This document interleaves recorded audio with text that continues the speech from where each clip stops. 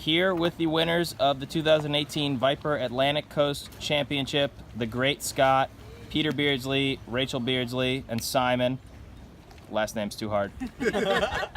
You have not done a ton of sailing here on the waters of the Chesapeake Bay, so tell your fellow Viper sailors what the focus was to come away with the win here. Annapolis is a hard place to sail well. I've never had a good event in Annapolis and other classes. It's our first time with the Viper. We have really a lot of confidence in our boat speed, and we set up to the North Tuning Guide, and we're really aggressive on sail trim.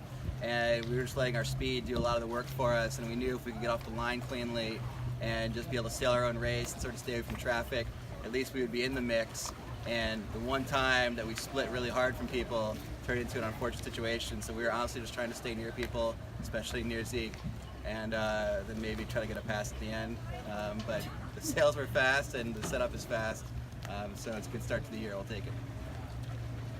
Simon, you have just become the first time second winner of the ACCs on the Beardsley program, Great Scott and the program. first Dane to ever win the ACCs. The first Dane to ever win the ACCs. Tell us, how do you guys switch drivers going downwind? What's the key to that?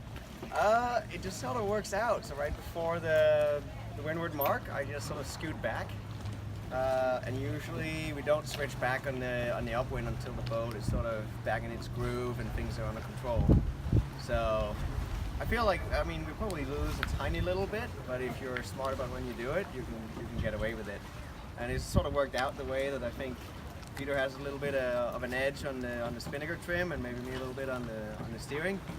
And then on the upwind, we were in a good groove with me in the middle, so it just kind of works out. Simon's really good at looking around. I think has a huge edge upwind, having Simon tell us where to go, and I can just focus on speed, and Simon's the computer. And it's just a really good setup. We realized in Sarasota in March that I'm still not very good downwind as a driver. And usually, actually, when we sail with, I sail with my former partner Davo, and we did that switch all the time, and the driver just has to lean forward, and then you keep the tiller behind you, and the middle crew just scoots behind, and you really don't lose a whole lot. Maybe you stop hiking for 2 seconds at most. But only one person stops hiking. Okay. And the Great Scott has done very well. The one staple on the team that everyone knows is Rachel Beardsley, who trims jib upwind. Tell us, how much jib were you playing upwind in this kind of choppy and up and down condition, and what are you looking at on the jib to make those changes? Sure, so we were adjusting the jib a lot, but very small movements, just a click or two in and out. We're also windward sheeting. Not as much today, or not as yesterday, but today we're also playing with the fine tune a lot, because there are just such huge differences in the puffs and lulls, that you're playing with the jib three-dimensionally as much as possible. And we were a little light for the conditions, especially when it got puffy, and we set up light on the rig because of the big differences in the puffs and lulls. So being able to whale on the jib fine tune and have it led to the shrouds so you can play it while hiking was a huge advantage. So particularly upwind, we were trying to adjust a lot in terms of the jib trim and the Cunningham, and just being very dynamic in terms of making sure that we're maintaining our speed.